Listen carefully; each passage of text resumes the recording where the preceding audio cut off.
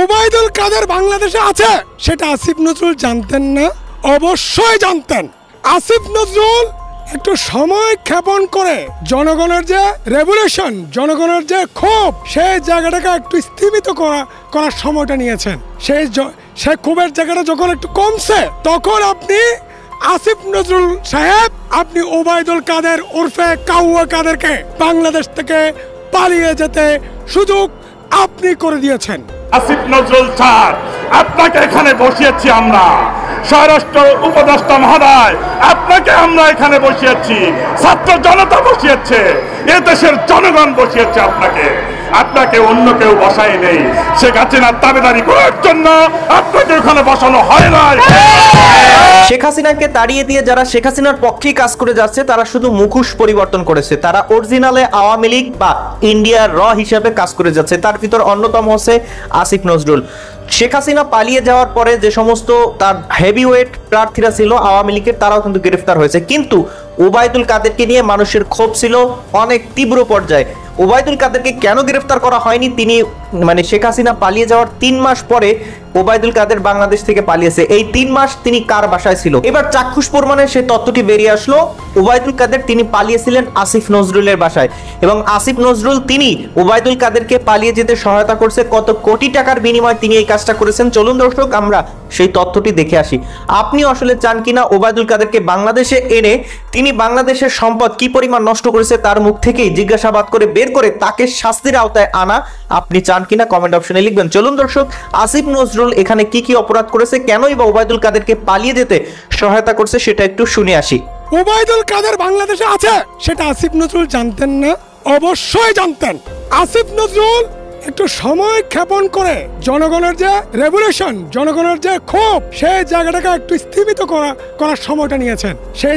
সেই ক্ষোভের জায়গাটা যখন একটু কমছে, তখন আপনি আসিফ নজরুল সাহেব, আপনি ওবায়দুল কাদের ওরফে কাউয়া কাদেরকে বাংলাদেশ থেকে পালিয়ে যেতে সুযোগ আপনি করে দিয়েছেন। এই স্বরাষ্ট্রমন্ত্রীকে আমরা বিশ্বাস করেছিলাম, কিন্তু এই যে বিডিআর হত্যাকাণ্ড, এই যে বিডিআরদেরকে জামিন না দেয়া, যারা আজকে 16 বছর ধরে নির্যাতিত নিপীড়িত, সেই নিপীড়িত যে বিডিআর সদস্যদেরকে যেভাবে আগের সরকার হয়রানি করেছে, অত্যাচার করেছে, এই সরকারও সেম অত্যাচার করছে।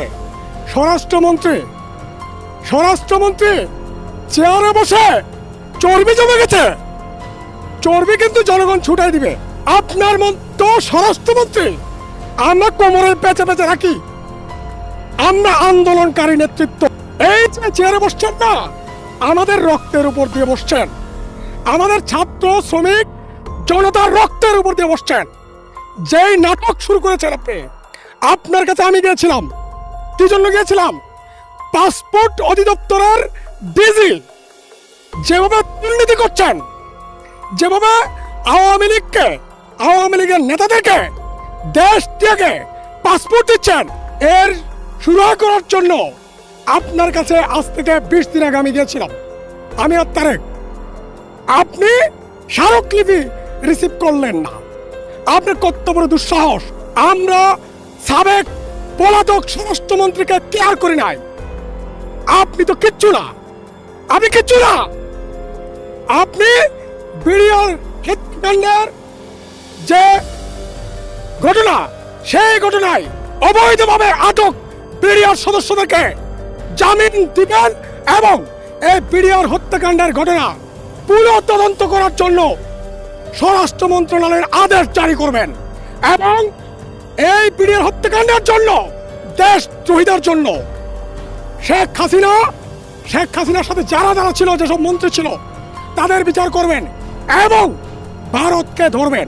যদি এই ঘটনার পুনঃ তদন্ত না হয়, তাহলে আপনিও যে ভারতের দালাল, আপনিও যে শেখ হাসিনার দালাল, সেটা কিন্তু ইতিমধ্যেই প্রমাণ হয়ে গেছে।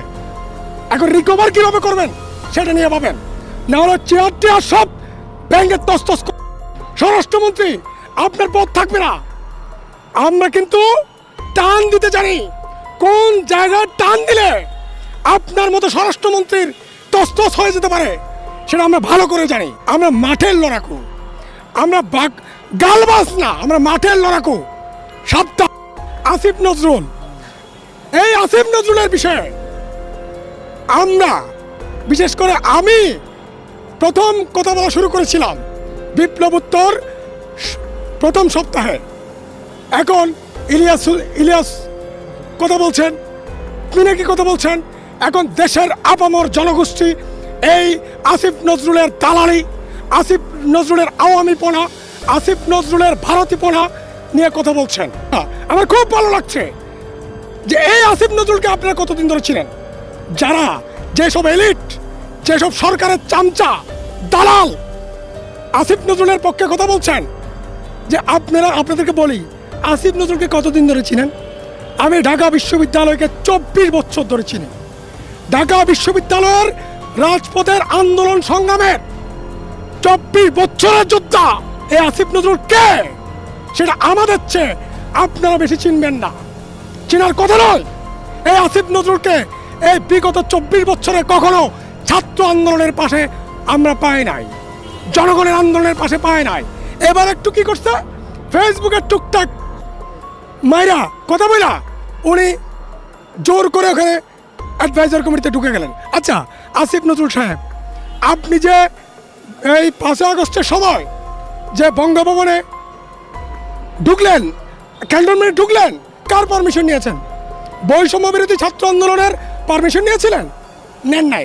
তাহলে কার পারমিশনে আপনি ক্যান্টনমেন্টে ঢুকে সেনাবাহিনীর নিয়ন্ত্রণ নেওয়ার চেষ্টা করলেন, সরকারের নিয়ন্ত্রণ নেওয়ার চেষ্টা করলেন? আপনার প্রত্যেকটা কর্মকাণ্ড জনগণ ওয়াচ করছে, আমরা ওয়াচ করছি। আপনি হচ্ছে ভারতের দালাল। এই আসিফ নজরুল হচ্ছে ভারতের দালাল। যদি ভারতের দালাল না হতো, 4 মাসে যা কর্মকাণ্ড করেছেন, আপনি বলছেন না আসিফ নজরুলের বিরুদ্ধে কি অভিযোগ তুলবো, আমি তুলবো। অভিযোগ হচ্ছে এই আন্দোলন হয়েছে বৈষম্য বিরোধী ছাত্র আন্দোলনের নেতৃত্বে। বৈষম্য বিরোধী ছাত্র আন্দোলনের মূল নেতা হচ্ছে ডাকসুর সমাজ সেবা সম্পাদক আক্তার হোসেন। নাহিদ আসিফ হচ্ছে তার কর্মী। আক্তার, নাহিদ, আসিফ হচ্ছে আমাদের কর্মী। সুতরাং আপনি আক্তারকে বাদ দিয়ে, আক্তারকে ক্যাবিনেট থেকে বাদ দিয়ে আপনি নাহিদ আসিফকে মন্ত্রীর প্রস্তাবনা দিলেন, মন্ত্রী উপদেষ্টা বানাইলেন। কার পারমিশন নিয়েছেন আপনি? আক্তারের পারমিশন নিয়েছেন? বৈষম্য বিরোধী আন্দোলনের পারমিশন নিয়েছেন? নেন নাই। আপনি নিজেই উৎপট কতগুলো লোককে সমন্বয়ক বানাইয়া আপনি উপদেষ্টা হয়ে গেলেন। এটা হচ্ছে আপনার প্রথম প্রতারণা।